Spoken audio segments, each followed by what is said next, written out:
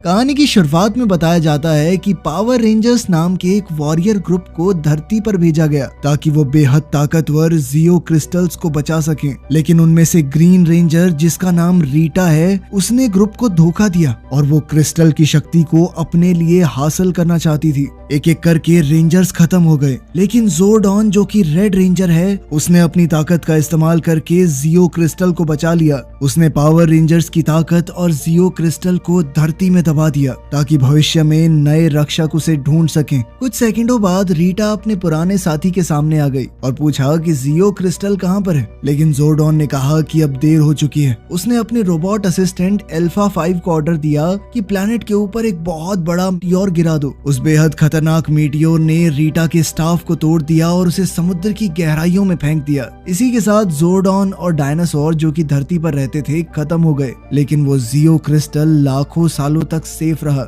अब कहानी पहुंची आज के समय में। जेसन स्कॉट नाम का एक लड़का अपने दोस्त के साथ मिलकर एक हाई स्कूल प्रैंक कर रहा था। उसने लॉकर रूम के अंदर एक जीता जागता सांड छोड़ दिया, लेकिन जल्द ही पुलिस को बुला लिया गया, जिन्होंने जेसन को अपने पिता के ट्रक में वहां से भागते देख लिया। फिर रोड पर वो एक कार से टकरा गया, लेकिन अच्छी बात ये हुई कि उसे ज्यादा चोट नहीं लगी। लेकिन जो भी उसने किया उसके लिए उसे हाउस अरेस्ट पर डाल दिया गया और पूरे साल की डिटेंशन भी दे दी गई। फिर अगले दिन स्कूल में उसकी मुलाकात किम्बरली से हुई, जो एक चीयर लीडर है और जेसन मन ही मन में उसे पसंद भी करता था। वहीं हम बिली नाम के एक काफी होशियार लड़के को देखते हैं, लेकिन उसे एक बदमाश लड़का बहुत परेशान कर रहा था। जेसन ने कोल नाम के उस लड़के से कहा कि अगर लड़ना ही है ना तो मुझसे लड़के देख। जब कोल ने हमला करने की कोशिश की तो जेसन बड़ी आसानी से बच गया और उल्टा चमाट दी पे। फिर उसने वार्निंग देते हुए कहा कि बिना बात लड़के को तंग मत करना। उसकी इस हरकत से बिली और साथ साथ किम्बरली भी बहुत इम्प्रेस हो गई। क्लास खत्म होने के बाद जेसन बाहर जा रहा था, लेकिन रास्ते में उसे बिली मिल गया। बिली ने उसे शुक्रिया कहा और पूछा कि घूमने चलोगे थोड़ा। जेसन ने मना करते हुए अपना इलेक्ट्रॉनिक एंकल ब्रेसलेट दिखाया जो पुलिस वालों ने उसे पहना रखा था। अब बिली ने कहा कि एक डील करते हैं। बिली ने कहा कि इस ब्रेसलेट को मैं बंद कर सकता हूँ, लेकिन फिर तुम्हें मुझे शहर की माइंस तक ले जाना पड़ेगा। इसके बदले में तुम मेरी गाड़ी ले लेना, चाहे जितना मर्जी घूम लेना पूरी रात। जेसन मान गया और कुछ देर बाद बिली के घर पर पहुंचा। बिली ने अपने कंप्यूटर से ब्रेसलेट को कुछ ही सेकंडों में रीप्रोग्राम कर दिया। अब जेसन आजाद था तो वो अपना प्रॉमिस पूरा करने के लिए बिली को माइंस में ले गया। माइंस के अंदर बिली ने जेसन से थोड़ी मदद मांगी, लेकिन जेसन ने कहा कि देख भाई, मैंने अपना काम कर दिया है, अब मैं तेरी गाड़ी लेके घूमने जा रहा हूँ। लेकिन गाड़ी तक जाते हुए उसे बिली के लिए बुरा लगने लगा। वो वापस मुड़ गया कि भाई की मदद कर ही देता हूँ। फिर उसने देखा कि किम्बरली पहाड़ के पास एक नदी में कूद गई। जब वो काफी देर तक बाहर नहीं आई तो जेसन को लगा कि डूब गई शायद। वो उसे बचाने के लिए भागा, लेकिन किम्बरली कुछ देर बाद बाहर आ गई और उसे देखकर बड़ी हैरान हुई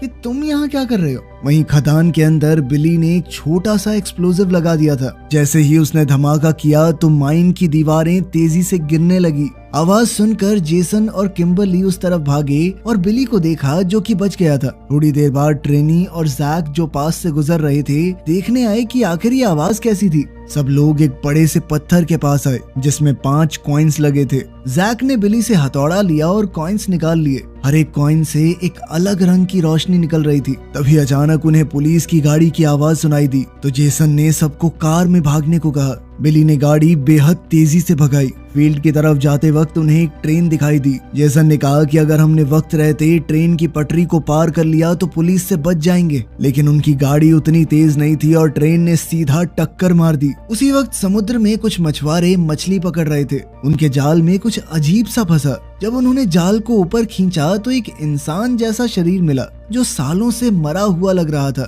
सेलर्स को समझ नहीं आया कि ये है क्या, लेकिन फिर भी उन्होंने बॉडी को पुलिस वालों को देने के लिए रख लिया। अगले दिन जब वो शहर के पोर्ट पर पहुंचे और बॉडी को चेक करने गए तब पता चला कि ये शरीर तो जिंदा था। ये सालों पुरानी वही विलन रीटा निकली और उसने पूरी क्रू को मार दिया।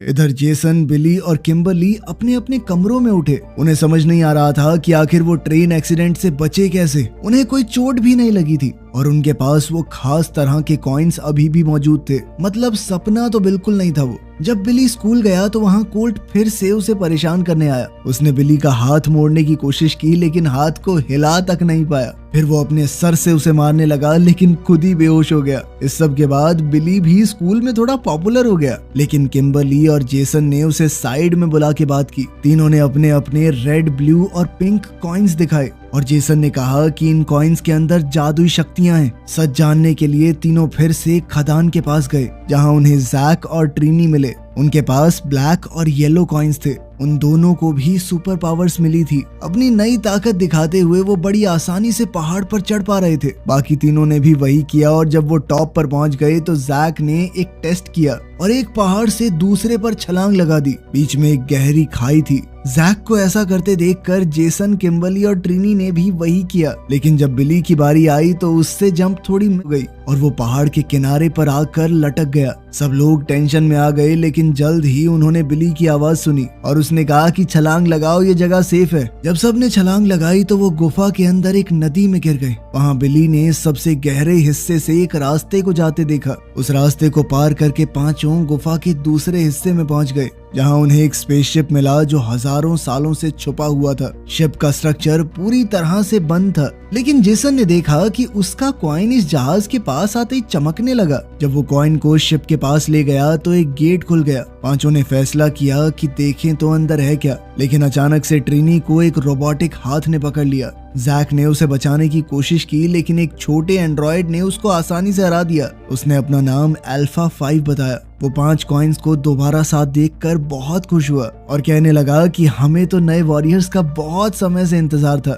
लेकिन हमारे 5 हीरोज को समझ नहीं आया कि ये चल क्या रहा है। लेकिन रोबोट ने उन्हें आगे प्लेटफॉर्म पर खड़े होने को कहा, क्योंकि उनके सवालों के जवाब सिर्फ वो नहीं दे सकता। सभी लोगों ने उसकी बात मानी और प्लेटफॉर्म पर चढ़ गए। जैसे ही वो ऊपर गए, शिप एक्टिवेट हुआ और उनके सामने एक पैनल खुल गया जिसमें एक इंसान जैसा चेहरा दिख रहा था। अल्फा ने सबको उनके लीडर ज़ोर्डॉन के बारे में बताया, जो आज से लाखों साल पहले दुनिया के रखवालों में से एक था। अल्फा 5 की मदद से ज़ोर्डॉन की ताकत का एक हिस्सा आज तक महफूज था और अब वो स्पेसशिप का दिमाग बन चुका था। ज़ोर्डॉन हैरान हुआ ये देखकर कि उन कॉइन्स ने 5 बिल्कुल जवान बच्चों को चुना है, लेकिन समय बर्बाद करने का मौका नहीं था। उसने उन 5 से मदद मांगी क्योंकि दुनिया खतरे में है। ज़ोर्डॉन ने उन्हें जियो क्रिस्टल के बारे में बताया। वो एक ताकत का स्रोत है जो जिंदगी देता है और इसी शहर के आसपास कहीं छुपा हुआ होगा। पावर रेंजर्स का काम है कि किसी भी हाल में उस क्रिस्टल को दुश्मन के हाथ नहीं लगने देना, क्योंकि अगर ये गलत हाथों में गया तो उसे पूरी दुनिया को तबाह करने की ताकत दे सकता है। अपनी बात का सबूत देने के लिए ज़ोर्डॉन ने 5 को एक हिप्नोसिस स्टेट में डाल दिया, जहां उन्होंने अपने शहर को पूरी तरह से तबाह होते हुए देखा। ये सब किसी और ने नहीं, रीटा ने ही किया था। विजन के बाद बताया गया कि रीटा वापस आने वाली है और सिर्फ रेंजर्स ही उसे क्रिस्टल लेने से रोक सकते हैं, लेकिन उससे पहले उन्हें अपनी ताकतों को कंट्रोल करना सीखना होगा, एक खास तकनीक से जिसका नाम मोर्पिंग है।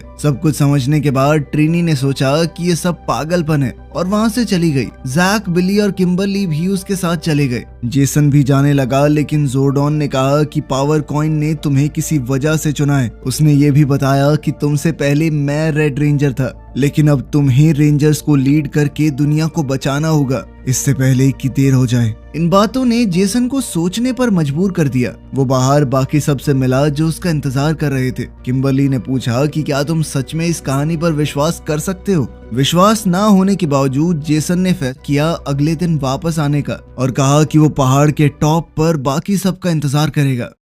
वादे के मुताबिक जेसन लोकेशन पर गया और ये देखकर खुश हुआ कि बाकी सब पहले ही वहां पहुंच चुके थे। अब वो सब फिर से जहाज की तरफ गए। ज़ोर्डॉन ने बताया कि पावर रेंजर्स में बदलने के लिए उन्हें मॉर्फ करना सीखना पड़ेगा। तुम्हारे कॉइन्स के अंदर एक आर्मर है, उसे एक्टिवेट करना होगा, लेकिन रेंजर्स तभी ट्रांसफॉर्म हो सकते हैं जब वो पूरी तरह से अपनी शक्तियों को अपना लें। ये सब कुछ समझाने के बाद ज़ोर्डॉन ने 5 को एक गोल प्लेटफॉर्म पर चढ़ने को कहा। जिसका नाम मॉर्फिन ग्रिड है, ताकि उनके शरीर और दिमाग कनेक्ट हो सकें। उसकी बात मानते हुए सब लोग एक प्लेटफॉर्म पर चढ़ गए अपनी पावर को एक्टिवेट करने के लिए, लेकिन वो एक दूसरे से जुड़ नहीं पाए और सिस्टम बंद हो गया। इससे पता चला कि वो एक टीम के तौर पर काम करने के लिए तैयार नहीं है। ज़ोर्डॉन ने अल्फा 5 को ऑर्डर दिया उन्हें एरिना ले जाने का, जहां उन्हें कड़ी ट्रेनिंग करनी पड़ेगी, वो भी बिना अपने आर्मर के। वहां पहुंचकर एक छोटे एंड्रॉयड ने ट्रेनिंग सिमुलेटर एक्टिवेट किया और कुछ हाई टेक होलोग्राम बनाए जो बिल्कुल रीटा के सोल्जर्स जैसे लग रहे थे, जिन्हें स्टोन मैन कहा जाता है। जैक ने सोचा कि ये तो बस एक होलोग्राम है, ये मुझे थोड़ी सकता है, इसीलिए वो सबसे पहले एरिना में गया। लेकिन जल्द ही वो समझ गया कि इन होलोग्राम्स की फिजिकल बॉडी भी है। उनके एक ही वार में वो गिर गया। अल्फा 5 ने सबको समझाया कि आने वाले दिनों में कड़ी ट्रेनिंग करनी पड़ेगी, तभी 1% चांस बन पाएगा कि तुम रीटा का सामना कर पाओ। ट्रेनिंग शुरू हुई और अपनी ताकतों के बावजूद उन्हें होलोग्राम से लड़ने में बहुत दिक्कत हो रही थी। तो अल्फा 5 ने उन्हें एक स्पेशल टेक्निक सिखाई, जहां उन्हें दुश्मनों के हमले से बचते हुए उन्हें पीछे से पकड़कर जमीन पर फेंकना है। जेसन और बाकी लोग ये तो सीख गए और लड़ाई की बढ़िया प्रैक्टिस की, लेकिन अभी तक कोई भी मॉर्फ नहीं कर पाया। उन लोगों को थोड़ा मोटिवेट करने के लिए अल्फा 5 उन्हें गुफा के दूसरे हिस्सों में ले गया, जहां उसने अपने मेन साथी ज़ॉर्ड्स दिखाए। ये मशीन्स पुराने डायनासोर्स के जमाने के जानवरों पर बनी है और ये हैं तुम्हारी सवारी, लेकिन तुम इन्हें तभी कंट्रोल कर पाओगे जब तुम मॉर्फ करना सीख लोगे, क्योंकि सिर्फ आर्मर पहनने के बाद ही ज़ॉर्ड्स को बुलाया जा सकता है। ये सब दिखाने के बाद अल्फा 5 ने कहा कि अपनी ट्रेनिंग जारी रखो, लेकिन जैक ने चुपके से अपना ज़ॉर्ड टेस्ट करने का फैसला किया। जैसा होना था वही हुआ। वो मशीन को कंट्रोल नहीं कर पाया और ज़ॉर्ड पहाड़ के नीचे कंट्रोल के बाहर चला गया। बहुत मेहनत के बाद ज़ॉर्ड को किसी तरह शिप तक वापस लेकर आया, लेकिन पहाड़ की दीवार को क्रॉस करते वक्त उसने लगभग अपने दोस्तों को कुचल ही दिया था इस मशीन से। किस्मत से किसी को चोट नहीं लगी, लेकिन जेसन जैक के एटीट्यूड पर बहुत गुस्सा हुआ और उससे बात करने गया। जैक उसकी बात नहीं सुन रहा था, लेकिन जेसन ने उसे पकड़ लिया और फिर दोनों सबके सामने लड़ने लगे। बिली उन दोनों के बीच में खड़ा हुआ और उन्हें रुकने को कहा। तभी अचानक से बिली का आर्मर एक्टिवेट हो गया। सब लोगों ने हैरान होकर उससे पूछा कि तुमने ये कैसे किया, लेकिन बिली को खुद भी नहीं पता था कि ये हुआ कैसे। थोड़ी देर बाद आर्मर दोबारा गायब हो गया। फिर ज़ोर्डॉन की आवाज आई और उसने बिली को दोबारा मॉर्फ करने को कहा, लेकिन बिली बहुत कोशिश करने के बाद भी नहीं कर पाया, जिससे ज़ोर्डॉन निराश हो गया और उसने आज की ट्रेनिंग कैंसिल कर दी। उसने कहा कि अभी जाओ यार, दिमाग खराब हो गया, तुम लोग तैयार नहीं हो अभी पावर रेंजर्स बनने के लिए। ये सुनकर सब लोग उदास होकर चले गए, लेकिन जेसन शिप में ज़ोर्डॉन से बात करने गया। वहाँ उसने ज़ोर्डॉन को अल्फा 5 से बात करते हुए सुना कि बच्चों को मॉर्फिंग ग्रिड एक्टिवेट करना बहुत जरूरी है, वरना वो दोबारा जिंदा नहीं हो पाएगा। ये सुनकर जेसन ने ज़ोर्डॉन पर इल्जाम लगाया कि वो सिर्फ अपना शरीर वापस पाने के लिए इस्तेमाल कर रहा है। ज़ोर्डॉन ने समझाने की कोशिश की, लेकिन जेसन ने कहा कि मुझे अपनी टीम पर भरोसा है और हम बिना तुम्हारी मदद के भी लड़ लेंगे। बाहर जाकर जेसन बाकी सबसे मिला और फिर जैक ने कहा कि चलो पहाड़ों में कैंपिंग करने चलते हैं। दूसरी ओर रीटा शिप यार्ड में लोगों की एनर्जी अपने अंदर खींच रही थी। थोड़ी ताकत वापस मिलने के बाद वो एक ज्वेलरी शॉप में गई और सारा सोना चुरा लिया। उस सोने की मदद से उसने अपने स्टाफ को ठीक किया। एक पुलिस ऑफिसर बंदूक लेकर आया और उसे सरेंडर करने को कहा, लेकिन रीटा ने सीधा सीधा मना कर दिया। ऑफिसर ने गोली चलाई पर रीटा कुछ ही सेकंडों में ठीक हो गई। उसने अपनी ताकत से हर तरफ तोड़ फोड़ मचा दी और बाकी का सोना लेकर चली गई। दूसरी तरफ हमारे पांचों हीरोज पहाड़ों में कैंप फायर के पास बैठे थे। जैक ने कहा कि शायद हम मॉर्फ इसलिए नहीं कर पा रहे क्योंकि हमारे बीच में कनेक्शन अच्छा नहीं है। कुछ दिन पहले तक तो वो दोस्त भी नहीं थे। उसने कहा कि आज रात एक दूसरे को अच्छे से जान लेते हैं। जैक ने बताना शुरू किया कि मैं अपनी माँ के साथ रहता हूँ और माँ बहुत बीमार, उसे डर लगता है कि जल्द ही वो उन्हें खो ना दे। फिर बिली ने बताया कि मैं उस दिन पहाड़ पर इसलिए आया था क्योंकि ये मेरे पापा की फेवरेट जगह थी।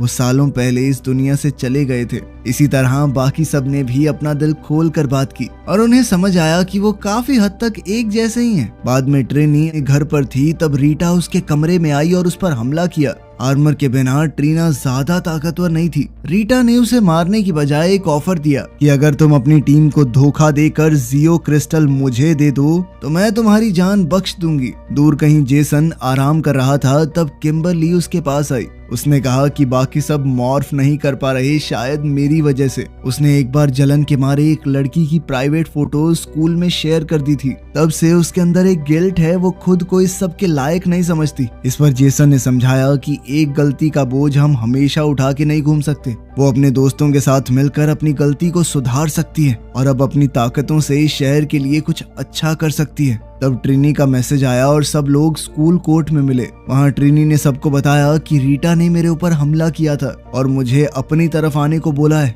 जेसन ने सबसे कहा कि मैं रीटा का सामना करूंगा, चाहे आर्मर हो या ना हो। बाकी सबने भी हाँ कहा और ट्रिनी ने बताया कि रीटा पुराने शिपयार्ड में छुपी हुई है। सब लोग लोहे की रॉड्स और चेन लेकर वहाँ पर गए। वहाँ एक आदमी कुर्सी पर बैठा था, लेकिन वो बेचारा एक मामूली सा सेलर था जिसे रीटा ने बांध दिया था। अचानक रीटा सामने आई और स्टाफ लेकर हमला किया। सबने मिलकर लड़ने की कोशिश की, लेकिन रीटा ने सबको हरा दिया और फिर एक जहाज के अंदर बंद कर दिया। रीटा ने जियो क्रिस्टल की जगह पूछी, लेकिन जेसन ने कहा कि हमें तो पता ही नहीं। बाद से रीटा गुस्सा हुई और अपनी ताकत से जैक को नुकसान पहुंचाने लगी। बिली ने कहा कि जैक को छोड़ दो। फिर बिली ने ऐसे ही झूठ कह दिया कि शिप के अंदर मुझे एक मैप मिला था, उससे मैंने हिसाब लगाया है कि वो क्रिस्टल शहर की एक डोनट शॉप के नीचे दबा हुआ है। रीटा को जैसे ही जगह पता चली वो तुरंत चली गई वहाँ से। जाते वक्त उसने अपने जादू से बिली पर हमला किया और बिली तुरंत समुद्र में जा गिरा। जैसे ही सबने खुद को छुड़ाया, जेसन और बाकी लोग बिली को बाहर खींचने लगे। जब किम्बरली ने उसकी सांस और धड़कन चेक की तो समझ आया कि बिली जिंदा नहीं है। जेसन को बहुत बुरा लगा और उसने खुद को दोष दिया। उसने अपने दोस्तों से कहा कि बिली को स्पेसशिप पर ले चलो, शायद ज़ोर्डॉन उसे बचा पाए। शिप पर पहुंचकर उन्होंने ज़ोर्डैन को सब कुछ बताया, लेकिन ज़ोर्डैन ने कहा कि अब कुछ नहीं हो सकता। ये सुनकर जेसन टूट गया। उसने कहा कि सारी मेरी गलती है, मैंने ही सबको तैयार किया था रीटा का सामना करने के लिए, जबकि वो अभी तैयार नहीं थे। किम्बरली ने कहा कि सबने मिलकर फैसला लिया था, तुम्हारी गलती नहीं है। अगर मुमकिन होता तो वो अपना बलिदान दे देती बिली को वापस लाने के लिए। बाकी सबने भी वही कहा। तभी अचानक मॉर्फर नेटवर्क में कुछ रिएक्शन हुआ और एक पोर्टल खुल गया। अब ज़ोर्डैन का शरीर वापस आ सकता है, लेकिन ज़ोर्डैन ने शिप के सिस्टम को रिवर्स किया ताकि वो बिली को जिंदा कर दे उसकी जगह पर। बिली ने आंखें खोली तो सब खुश हो गए। जेसन ने ज़ोर्डॉन का शुक्रिया अदा किया। अब वो सभी गहरे दोस्त बन चुके थे, तो जेसन ने कहा कि अब वक्त आ चुका है मॉर्फ करने का। सबने अपने दिमाग और शरीर को जोड़ा और आखिरकार वो पावर रेंजर्स बन गए। उन्हें जल्दी करनी होगी क्योंकि रीटा ने सारा चुराया हुआ सोना जमा किया और उससे गोल्डार नाम का एक बड़ा मॉन्स्टर बुलाया।